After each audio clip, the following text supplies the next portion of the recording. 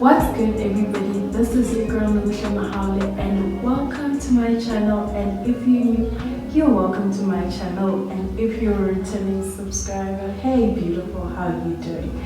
So as you've seen, the topic of the video is called the rise and fall of the ANC. So today we'll be talking about politics. Just a bit of a disclaimer, I am not with any other political party and I'm not trying to bring the ANC down to uplift another party.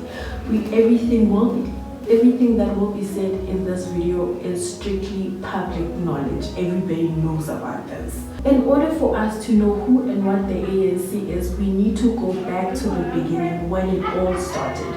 So yeah, let's break it down, the history of the ANC. Let's go.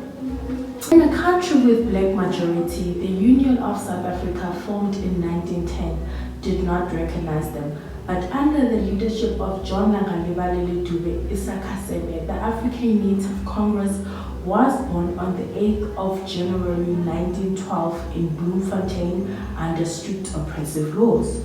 So started the struggle for the rights of the oppressed majority. A decade later, the organization changed its name to the African National Congress.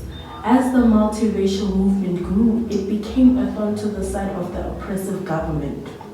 In 1944, young dynamic leaders Anton Lambere, Oliver Tambo, Walter Sisulu, and Nelson Mandela emerged to form the ANC Youth League. The hour of the youth has struck, they declared at that time. 2 years later, the National Party imposed its policy for separate development, but the Youth League responded with a program that in time will bring the oppressors to their knees. It called for boycotts, strikes, defiance, making the country ungovernable. In 1955, the ANC gathered in Cape Town on the 26th of June to adopt the Freedom Charter, declaring that the people shall govern and better life for all. In that same year, the women staged the most dramatic march to Pretoria against past laws and forceful removals. In the 1960s, both ANC and PAN were banned due to the aftermath of the Sharpeville massacre. And therefore, both parties were forced to establish underground structures to carry on with the movement. PAN launched its arm wing POC while the ANC was working closely with the SACP jointly to set up Umkhonto weSizwe. Several members of those parties fled the country, went to exile, where they set up offices, military training bases, and camps. Came the 60s. The Mahatma Gandhi's passive resistance was abandoned. Under Nelson Mandela's command, more than 200 acts of sabotage were carried out in just 18 months.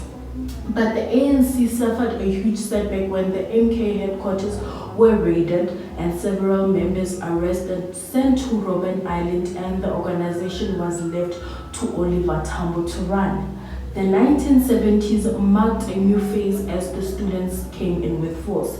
They took to the streets on the 16th of June 1976 to protest against the compulsory use of Afrikaans in schools, and they were only taught what the oppressors wanted them to know.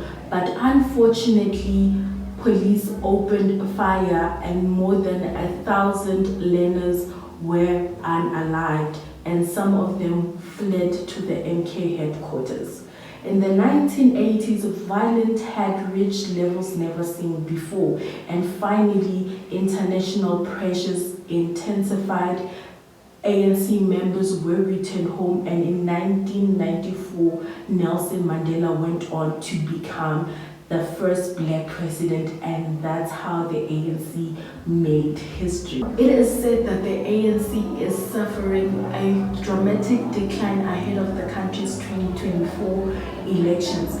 According to the recent polls, the ANC support has fallen to 37%. That is the lowest it has been in the past year, and 20.5% less than what the party received in 2019 national election. Why is this happening to the ANC? Well, number one is corruption. There is no doubt that the culture of corruption runs deep within the ANC. In South Africa, corruption includes the improper use of public funds for private ends, meaning they fund the lifestyle while the black majority is suffering, and at the end of the day they are not held accountable for their action. It also includes bribery, improper use of favoritism. Corruption was at its highest during the state capture under the President Jacob Zuma, and it has remained widespread. Reason number 2 is empty promises. Well, the ANC has a tendency every election year or whenever they're out in public, they promise people better service delivery, better healthcare, better housing, better infrastructure, better opportunities, but fail to deliver on those promises. There are people today still waiting for that police station to be built, for that house to be built, for that tap to be built, while every time they promise the black majority better life, better opportunities, they fail to deliver each and every time, leaving the people that put them in that position struggling every day. Number 3, which is poverty. Poverty, it's striving. It's at 40% as we speak, and people are still trying to recover after the COVID pandemic. People lost their jobs, people still trying to pick up from where they were, but the ANC just plunges them into poverty every time, not delivering what they should deliver as a political party, and it's failing the people.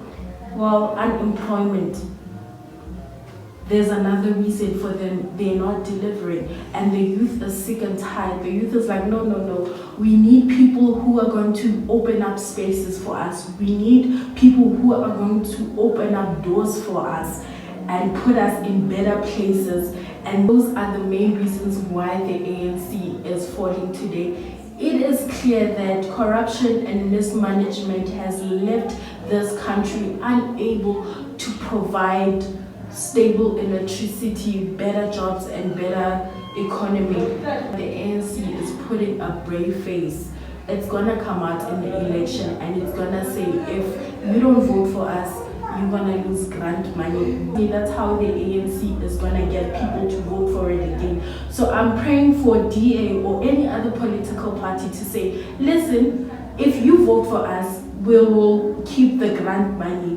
That's how they're gonna get votes. But unless they address the grant money, no one is voting for these other political parties, because that is what put food on the table. It's their main source of income. So if they lose that, they're not voting for any other political party. And we have reached the end of this video, and I hope you like, share, subscribe, and comment down below what do you think is causing for the ANC to lose support. My name is Nokuhle.